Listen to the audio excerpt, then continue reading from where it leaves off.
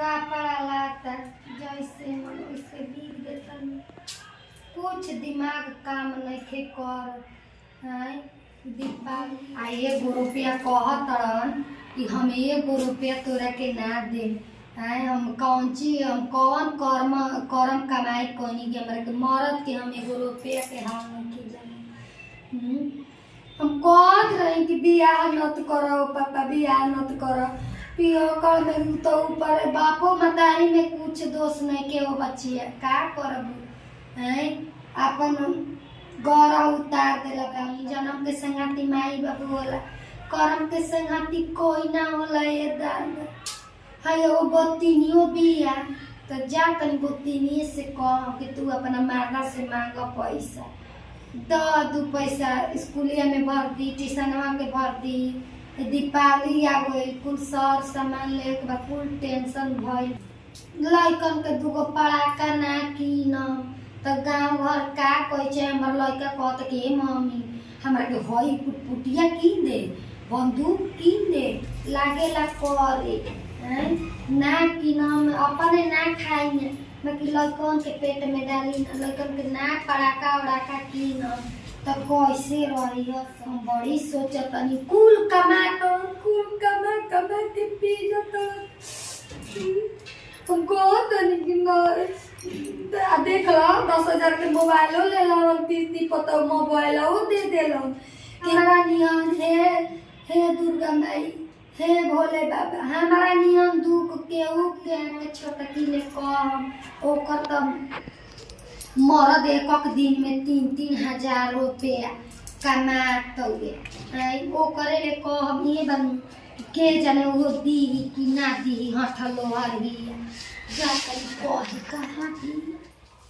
हमरो घरे बानी न तो कभी फोन ना करनी, पता नहीं ना बुझला कि हां अपना से कभी फोन करके बतिया ली कि हमर मौगी का करती है नहीं के कर ई तो मरत हमर कैसे ताक रखल बा। दिवाली है बस तो नहीं कुछ पैसा मंगा लेतनी, एगो खूब बढ़िया साड़ी खरीदम कोई दिखाता तनी सोच कर के हम बानी। हेलो हां जी बोल क्या हां काची तो करत नहीं ए इना भी लगे आदमी फोन करके बतिया नहीं अपन मौगी से। अरे बाप रे बाबा का सरकारी ना नौकरी करनी हो तेरे कह रहे टाइम ना मिलला बात करे 10 मिनट 5 मिनट आदमी के मार के पास टाइम ना मिलला बतिया के। अच्छा जाए कि ना कह 2000 रुपया सड़िया पुरान हो गई बाप से कुछ नया ना कॉलेज में साड़ी करे क्या दीदी एक्चुअली ना चलो बात भी कर हम ना दीदी आई बड़ी ला पानी में पियलू खाना खैलू खाली फोने में लगा रहलू ई ना बुझाला। दीदी देखी एक तो हमार मन तो ऐसे ही फोन ना करने ठीक ना आ एक तो बतियाओ दिन तो वैसे नहीं रेखत नहीं जैसे कि लागत कि जरत कोनो भाता रखले बनी हम जरत नहीं ना हो तारा के देख के हम जरत नहीं।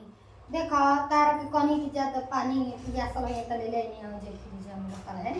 कनी के जने ठंडा पानी पिए दी ठंडो में तू ठंडा पानी पिए तो ना। हां ज्यादा तारा ज्यादा घरी गरम ही बने ऐसे और सुन एक कनी छोटी बात कही बुरा ना मन बेरू आज तो कोनो बतिए के बुरा मानल बनी का ओइसे लागे कि रोज खा जाने ओकर कहता ना तारा के मानी ना कोनो चीज कहे लू लेके आई ना बहरी से तारा के खरीद के खाए खातिर आई तो हमार बात ना मानू। हमार तो लाखों में छोटकी एक ही या देखे लू मानी ना के मानी ना कहनी अनु सुना ना एगो बात कहता नहीं बड़ा दिल में सादा लेके कहनी है कि लइकवा लइकियन खातिर पड़ाका कहाँ से कीनम हमार मरद त पी जता खा जता। ये दीदी देखी ठीक ना पैसा के बात नहीं के कहत इंतरारू मरद बानी ठीक ना रउआ अपने मरद से कही काहे पीते रउआ नहीं के समझा सकत का 2 पैसा छीन के रखी आ मन हमर मर्दा कमाता का रोए खातिर कमाता का जब आवी तो हमरे भी मुंह उठा के चलावे नी कैसे बोलत हो कनिया तारा ई चिकी एथु नहीं के ना काहे के लागे जाओ निर्दय नहीं काहे लागी जी काहे कोई हमरा के कमा के देता का हम अपन मरद के कमी नहीं खाने अपने मरद को कमी नहीं रहेनी कोई के औकात बात होनी कि मरद कमा के देस। कैसे बात बोला करू आय तारे के घर में बाड़ू के तना करतनी धरतनी कि अब न त कने हमरा के कुछ कह आ एगो बात कह दिन त सुन ना पैसा मांगे ना हमर दीपावली में कैसे बात हां जानत नहीं खी कि तेले लगाए खाती हमरा कोई नहीं है जातनी न छुपकी से तेल लगा के आ पुसला के मांगा फिर में खतनाठी करब। तू कैसे ऐठा त हो कने सुन ज्यादा बड़ गोतनी के अपना मतारी के कईल बराबर होला जनलू आज करबू त तार हाले मिली जनलू ऐठा तड़ू लागत कि तू ना दे जनलू। ए देखी दीदी हमरो वैसे कर तनी ठीक ना अभी हमार मरद हमरा के पैसा नहीं खरीद विदा करे ठीक ना हमरा खातिर खुद नहीं के विदा कर हमारे देखो तनी के साड़ी के पूरा खराब हो गइल बा दूसरा नया साड़ी फट। अरे साड़ी तो तू हमार पे लिया 1400 रुपया के हमार पापा कीन के अपनी भेजला हम पहिरे खातिर तू ही पहिर ले बाकी हमार लइका लइकन के 1000 रुपया दियो कपड़ा लाता पड़ा का कीन दे हम जना 1000 रुपया। ए दीदी देखी रो 1000 रुपया के बात करतनी ए जगह में 500 रुपया विदा करतनी ओही में से दे दे हम 150 रुपया ज्यादा पड़ा को भर दे दिया ठीक बा जाए कैसे बोलत हुए ता अरे बाप रे बाप होई देखो हो हैं कोई करो दे दियो 1000 रुपया बड़का 1000 रुपया दे दी हम अपने के साड़ी किने खातिर पैसे नहीं किया ऊपर के दे दी 1000 रुपया कपड़ा दी थी पड़ाका छोड़े खातिर। बताओ कैसन दिन देखे के पड़त हुए आई हमर बाल बच्चा कैसे पड़ाका छोड़िए से कैसे कपड़ा लाता किनी आई कुछ समझ में हमार नहीं खे कौन हम उपाय मन तो करत है कि जाके हम कितना जहर मार का अब जहर मार का तो लोग 10 बात सोची 10 आदमी 10 किस्म के बोली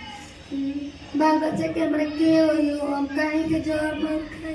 मगर ये कहा लगी दारू ऐसा चीज मेहरानू छोड़ा दी घर छोड़ा दी परिवार छोड़ा दी सारा चीज से दारू से जेकरा प्यार हो जाई ओकरा मेहरानू से बिल्कुल प्यार ना रहे जे दारू के निशा करे लगी उ कबो ओकर घर ना बनी ना बनल बा ना बनी होय देखो हो एकर मरद हमार तो मरद ओकरो ले 20 रुपया कमाला बाकी पिया कानू है पिया कानू ओकरा के का कोई गाड़ी तो मुंह में से ना के आवत पति भगवान बोलन अभी भाई आज बोल दी हमारा के कि हम ना दे मेरा मरद देश चाहे नौत देश कैसे बोलती है वो है आज के नकी बहुरिया बड़ी के आवन कह के दे तनी बहरी से हमहू कह दे तनी सुन लो जाके बहरी से कोनो चीज तारा किने को होता कोनो चीज करे को तो चल के बहरी कर